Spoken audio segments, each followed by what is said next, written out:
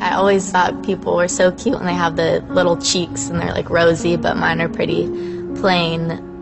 If I was gonna change one feature about my face, I would say that I would want fuller lips. I'm definitely a person that looks tired when I'm tired, and when people say that, I immediately am like, oh man. I'm starting to already get little crow's feet and stuff, which like my mom has, so yeah. I'm a forensic artist.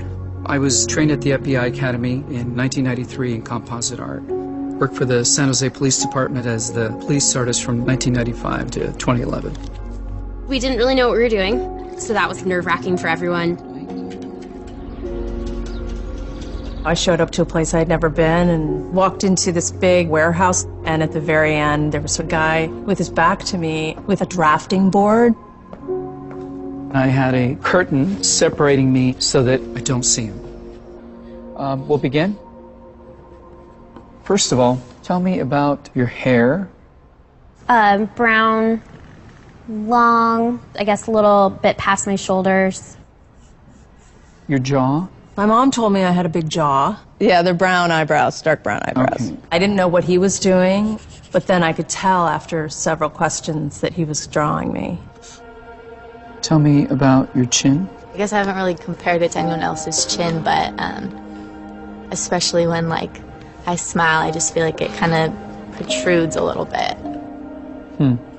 What would be your most prominent feature? I kind of have a fat, rounder face. The older I've gotten, the more freckles I've gotten. You sort of realize, oh man, now I have to talk about myself and think about my looks. I'm 40, so I'm starting to get a little bit of the crow's feet thing going on. Once I get a sketch, I say thank you very much, and then they leave. I don't see them. I still didn't know. All I had been told before the sketch was to get friendly with this other woman, Chloe. Today I'm going to ask you some questions about a person you met earlier, and I'm going to ask you some general questions about their face. She was thin, so you could see her cheekbones.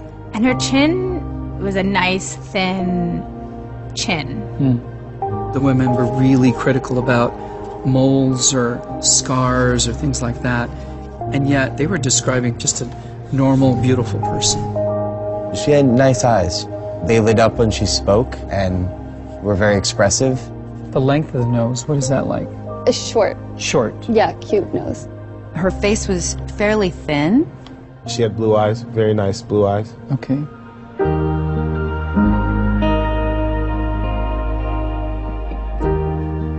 So here we are. So this is your self-described image? And then somebody else described you and I did this sketch.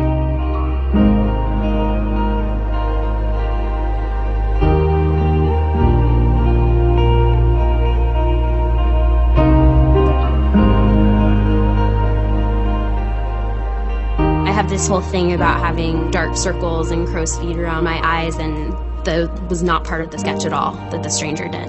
The stranger's was a little more like gentle.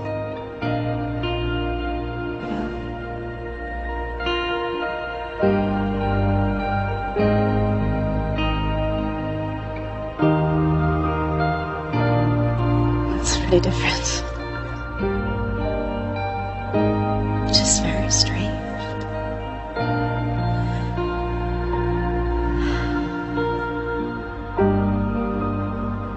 She looks closed off and fatter. She just looks kind of shut down. Sadder, too. The second one is more beautiful. You think they're catching more of that from you? Yeah. She looks more open and friendly and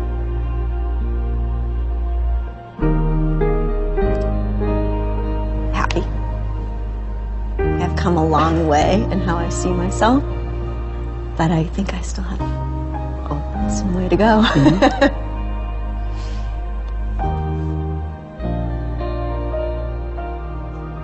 So that's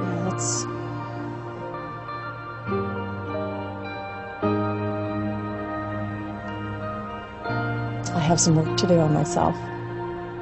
Do you think you're more beautiful than you say? Yeah. Yeah. Chloe's perception was so clearly different. Her picture looked like somebody I thought I would want to talk to and be friends with, like a happy, light, much younger, much brighter person. He really did do exactly what I told him. Is that what I'm telling people? Is that how I think people should treat me? I don't want that. I almost looked like I had described myself as someone that was angry and dark. It really affected me. I think it's going to affect me for a long time. It's troubling. I should be more grateful of my natural beauty. It impacts the choices and the friends that we make, the jobs we apply for, how we treat our children. It impacts everything. It couldn't be more critical to your happiness. Our self-perceptions are generally kind of harsh and unbecoming when really that's not how the world sees us. We spend a lot of time as women analyzing and trying to fix the things that aren't quite right, and we should spend more time appreciating the things that we do like.